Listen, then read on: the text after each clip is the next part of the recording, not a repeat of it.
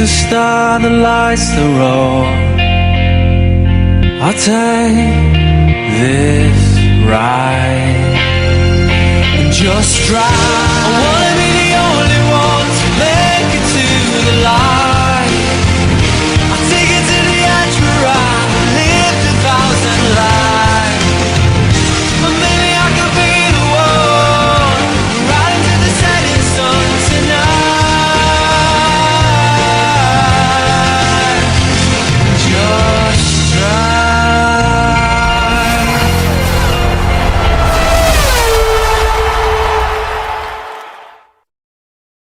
Welcome to the Monaco Grand Prix. Ultra takes pole position, Max Adelaide alongside Dido with third, Dave Taricco right behind him, then it's Ravo, Rocio, Tom Leon, Lady Dragon Sonic, Sebastian Campo, and Rafael Ferrari for the top 10. Top 11 ended off by Baltasar, the bottom half starred by Cable, Eduardo and Livery. Then we've got Taco Van Horn, Theory Headley, Matthew Hart, Nicholas Palomino, Ahmed Silla, Spike CB, Carousel, and Lampard. May not be one of the best races, but it's most certainly one of the most famous races, if not the most famous. It is the Monaco Grand Prix, 5 red lights, and we are underway. Ultra off to a good start as expected. He's got to get these wins to try and make gains in this World Championship. Toretto up in the second place already, that's good for him on the race start. Looking to try and take the lead. We've got 19 laps ahead of us here in Monaco as we go round the Casino Square area. Ultra still leading. Look at that with Toretto though in P2. He's doing a solid result right now. Doing solid work to try and help Adelaide, I guess. Of course, McLaren will probably want to swap later on. Ravo there, getting involved in the action, trying to get ahead of Adelaide. Does get ahead of Adelaide on the inside there on the medium tyre. Durandal still in second place. Ultra still in first. As we head round to the Nouvelle Chicane, this is where chaos likes to unfold. And Ultra still leading. And he's got through the section 5, but one person who's not fine is Marcus Adelaide, hitting the wall at that chicane that I've just mentioned. It's not chaos, but it is an unfortunate result there. As not only has he got damage, he's got a penalty. And, third sector Bogdasarov at the swimming pool. He's had another hit with the wall. I mean, a hit with the wall, not another. The Ultra now leading the way, lap 2 out of 19.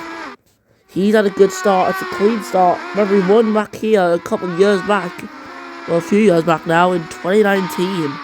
Crashing at the hairpin here on the last lap. Despite that, it still came through to win. Ravo, not far behind Benedetto. However, these soft tyres are much better than mediums, so Ravo downwards are going to start to fall away from the rest of the pack. Tom Leon will try to get ahead of these guys to gain an advantage, however. It's hard to overtake here in Monaco. Tom Leon, though, is going to look to try and make a move here. And it's going to be at the chicane. He's made the move, he's through, and it's successful that. Well done. The drivers go to rush through that chicane at high speeds, even though it is one of the slowest corners on the calendar. Not the slowest though, the slowest will be the hairpin at this track, I'm sure. As Ultra fastest lap for him in the Ferrari. I think that's 109 point something. So yeah, he's had a good race though so far. 1.2 second lead from De Benedetto. Now the gap in the championship between Ultra and Adelaide into this race was 45 points. Now it is looking to be quite a lot different now as it stands. With Adelaide being down 6th and with a penalty, it is looking really bad for the Brazilian in this World Championship. It is just a case of now, who will win this championship? I know this is the 7th round of the season, so of course we're not that far through it, to be honest. But you can make some pretty early predictions with the performances of some of these drivers. As we're going to be heading on to the 4th lap of 19. Monaco ain't the most entertaining race, to be honest. And it's quite sad because honestly it's a track that I quite very much like. It's just a shame that it's not good for modern F1 as Adelaide comes into the pits to go on to a brand new set of medium tyres. And not only that, He is serving his penalty that he has got, and there we go. His pit stop is now complete. And as stands, if the order was to finish like this, Ultra would close in that championship gap all the way down to 20 points. Plus Adelaide will be feeling fresher now with Ultra's 3-in-a-row win streak. As sparks flying from the floor of that Ferrari, David Sarkiera, he's got a couple points in the season, he's going to be looking to get another one. He can't do that, because look at that Ravo right ahead is starting to fall to that Ford car. There was many rumors circulating around Ford recently, actually. Ones that can't be said though. As coming around the final corner, Ravo obviously in a good P3 at the moment. David Cerqueira with DRS. That is just confirming he is close to the Italian. And Adelaide, of course, down last place. He's actually on the back now of the rest of the grid. As we're on lap 5 now of 19. Just can't believe that. Race seems to be going by pretty quickly, which is what we want to see. Bogdasarov into the pit lane. I don't know where he's going to come out, but here is Adelaide down the back straight. Getting ahead of Spiker CV with an excellent, simple move. It's a nice easy one. Any position is a good position. Especially when you're in Adelaide's case, with the championship trying to slip away from your fingers. You've been on top for a while, but things can eventually crumble. Think about David Cerqueira back in 2019. Won the first 5 races. And after that, Ultra won in Monaco and just kept on winning. Obviously didn't get anyone to get 5 in a row in terms of wins, but he was consistent, getting consistent wins across that season, pulling off a mega over 70-point comeback. Biggest comeback I think we've ever seen in this league. There's a Cambo in for the pits for hard tyres, ready to do the last 14 laps. In anger, well, we'll have to see what it's going to be like. Livery though, good tester, I guess, for these other teams starting on the hard tyres. That's going to give some teams an idea of the lifespan of the hard tyres at this Grand Prix. BF Ultra, he's just doing what he should be doing, just leading the race, not worrying about anyone else who's around. He's just driving this thing perfectly. Oops, battery is low. So, we have to sort that out. Sorry about that. UK Ball in a respectable P10. That is obviously in that's 12th. With Ocampo and Adelaide, sorry, that's 13th possibly actually. Ocampo, Adelaide and Mogsarov all making their pit stops. Ultra's in the pits. Dwerdetto's in the pits. Tom Leon's in the pits. Now Ultra's going risky. He's on a 2-stop by the looks of it. I don't know what he's doing here, but he's risking it all with a 2-stop strategy. He's already built up a good gap at the start of the race, so let's just see. Can Ultra win this thing on a 2-stop strategy and finally prove that these more aggressive time models are working? Because we've not really seen it in action. Carisato, Spike CB, both in the pits. Akari Sato is coming in for hard tyres. Spike CB in also for hard tyres. Ravo leads from David Cerqueira, who's still mounting on that pressure.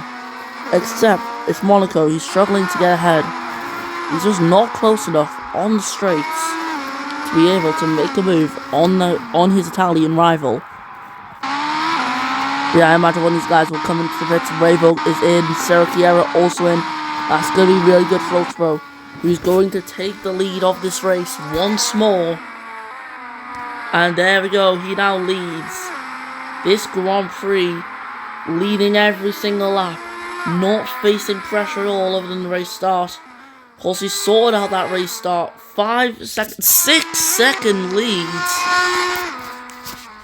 And that is absolutely mental. Ultra, I mean, Dwerdetto being on the hards is not helping at all. First, Theo's doing pretty well actually on his mediums, as they are actually pretty worn if you ask me. And that BWT AlphaTauri just fell off this season. Verstio's a good driver, but he's not driving that car well enough. He's going to have to try and train a bit more because this just isn't good. As we are heading toward that Nouvelle chicane, Verstio has got Tommy on right behind. He'll have to probably just let Tommy on by for the Red Bull family's sake as he gets ahead.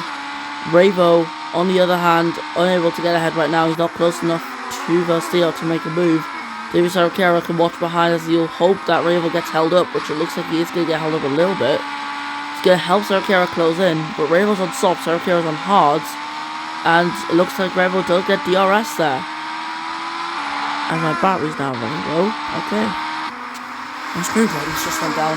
Verstio coming into the pits, moving off his mediums to go on to a fresh set of hard compound tyres. And they're going to lead the pits in P12. Just jumped in Monégasque, who was a possible threat earlier on. Well, it's clear now, he's no longer a threat. And they're not charging his phone, as you can see there. We have almost halfway through the race, I guess.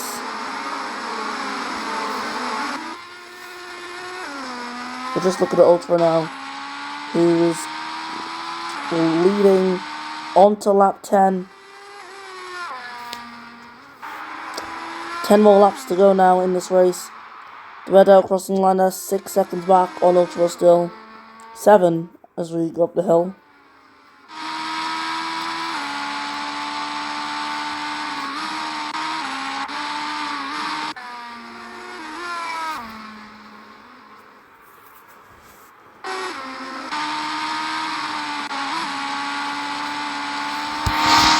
Just watch this Ferrari right on the back of Marcus Adelaide. Ford on McLaren. Who is going to win this position? Of course, Ferrari will want this position. He does get ahead of the McLaren. So it's slack commentary. I just find this race boring. It's good to be excited for a race, but when it comes to Monaco, it's hard to actually show your emotion. Monte Carlo, just too boring. There's no stuff here that makes things fascinating or anything. It's just cars driving, lack of battles. I'm just going on this custom camera here. As Van Horn, here we go. Van Horn's having to fight with livery here, alongside the Opel, still ahead of the Opel. As you came all into the chicane behind Baltasarov. Now Adelaide comes in the pit.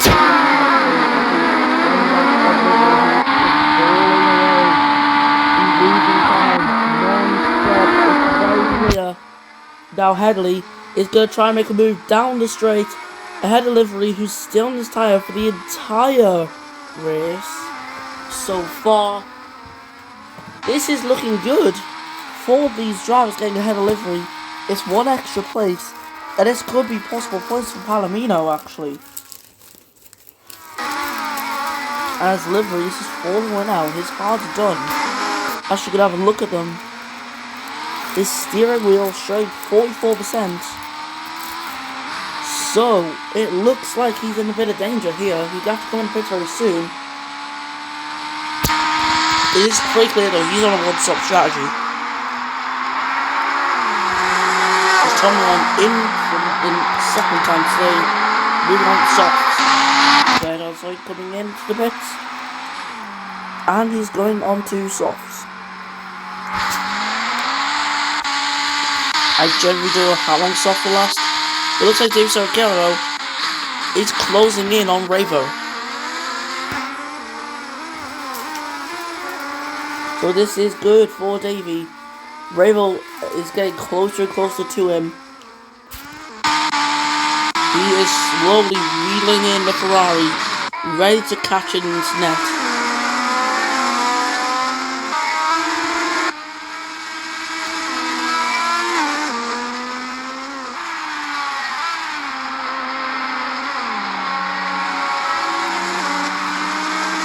And then going to soft tires goes Ultra Row.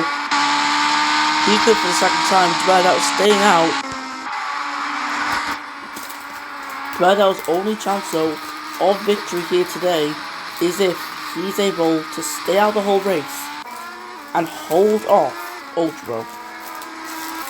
If he doesn't hold off Ultra Row, he's done for. A.G.E finally, after so long, has a chance to overtake. Revo will go down the inside line.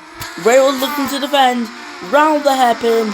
A.G.E, after so long, he's waited and waited. It's took him more than a stint, but it's worked out. A.G.E moves up in a second place in the race.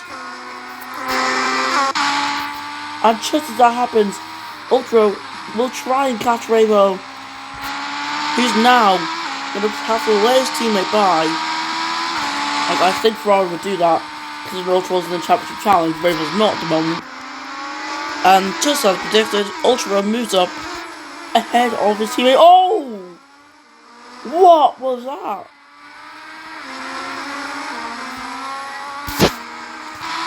Revo there, going straight into his teammate.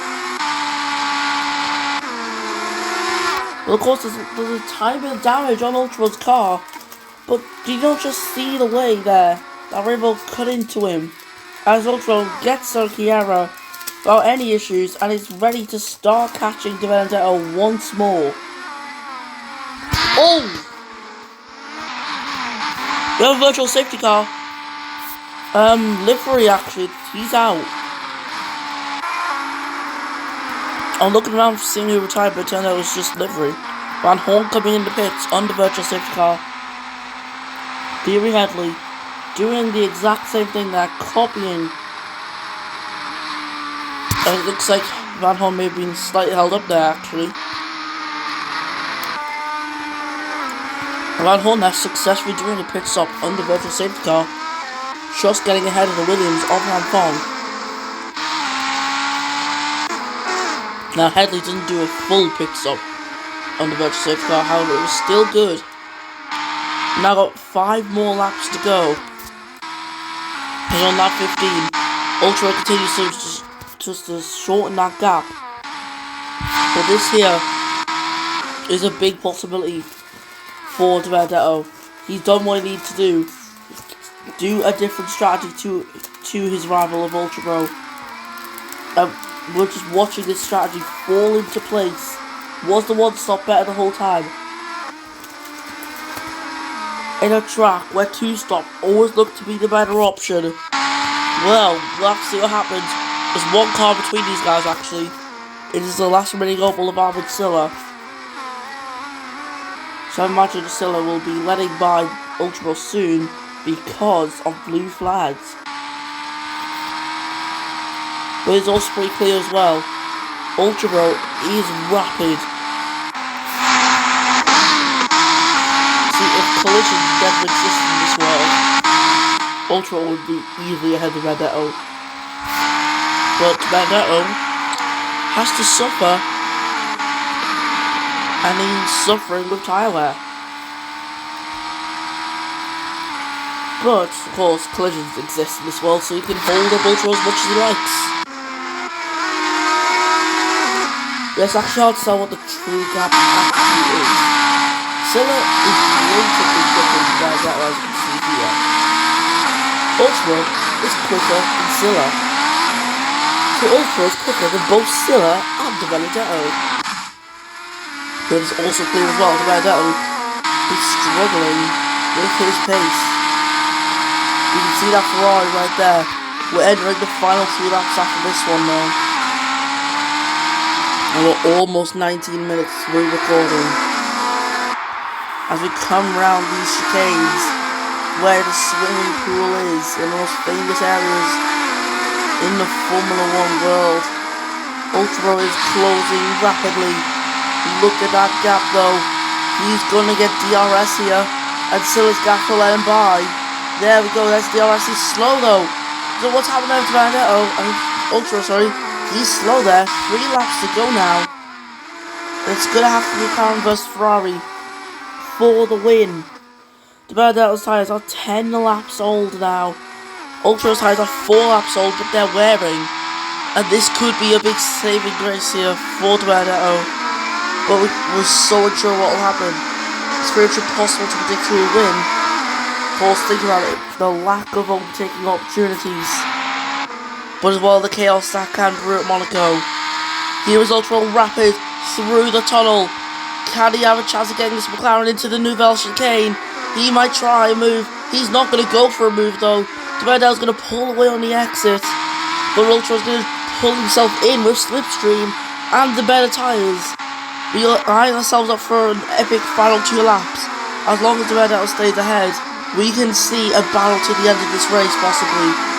As the detention point's been hit, Ultra will be getting DRS down this back straight. The Benedetto needs a better exit. He looks like he might have had one initially, but that DRS is going to be helping Ultra a lot. Not only on this straight, but also with that extra speed. He's going to have another chance here. He's going to have a chance to get it here, up the hill. And it looks like he might get it. On the inside, or on the outside for Ultra, the Benedetto on the inside. These two still fighting it out. In towards the next corner. And it looks like this may go the way of the Benedetto, which it does. He gets around the outside. Successful defense. But now they're fighting around the hairpin. This battling though, it's going to allow Sergio to close in a little bit. I doubt he would win this with the gap he's got already to them. But Ultra, he's leading. There's a lap car there, getting in the way of these guys. Ultra's slowing. He's slowing. Mixed up. This is how why is he not moving? Some sort of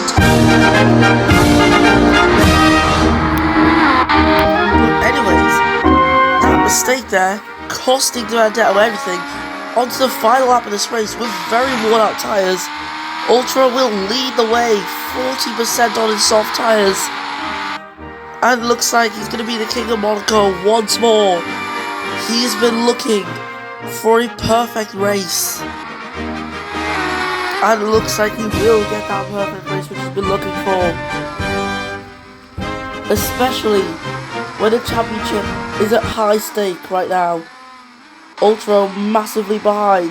A race like this would be perfect for him, as he just needs to try and clean out Williams of Lampong, and he lets Ultra by with ease. Ultra is going to be bringing his championship gap right the way down. I don't know exactly what it'll be, but it's going to be a huge amount. And this is a perfect race for a man who's on the charge for a 4th World Championship. As he comes round the final corners, it is going to be the win of the Monaco Grand Prix. Ultra is on top and is the king once again. De Benedetto is going to come home for 2nd place. David Saracera is going to make it another 4th podium. Lampong downwards, all lapped. Top on a solid result in P4. Ocampo holding on for quite some time. He is going to become 5th place in this Grand Prix. Verstio not far behind, but Revo gets him at the line. That was close. Revo now 6th in this race. But also is going to finish 9th from Eduardo and UK Ball, who gets P11 after a DNF last time round. That's a good result. Now Mark Sadley in P12. He'll be furious with that strategy call early on. And Headley, Bogdassarov, and finally a Carisato who's actually quite a good back. Okay, a Carisato, let's catch up to everyone else. Come on. Oh god, that was so boring. I don't blame you if you think that as well. So Ultra, your winner today in Monaco, came once again to Benedetto in 2nd place from David Saracera in P3. So them guys will be very happy with their results, especially Ultra, who brings that championship gap right the way down into the 20s. And with that though, we're done with the Monaco Grand Prix. Let's listen to the Colombian national anthem.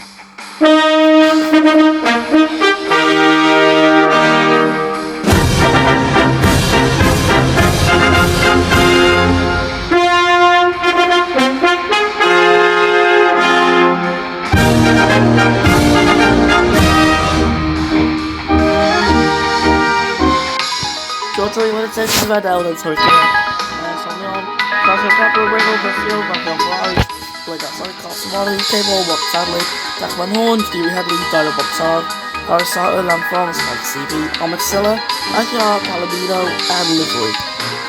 And that we're done with Monaco Grand Prix. I can't wait to see you next time when I find Classic Guys for round 8. Have a good day and goodbye.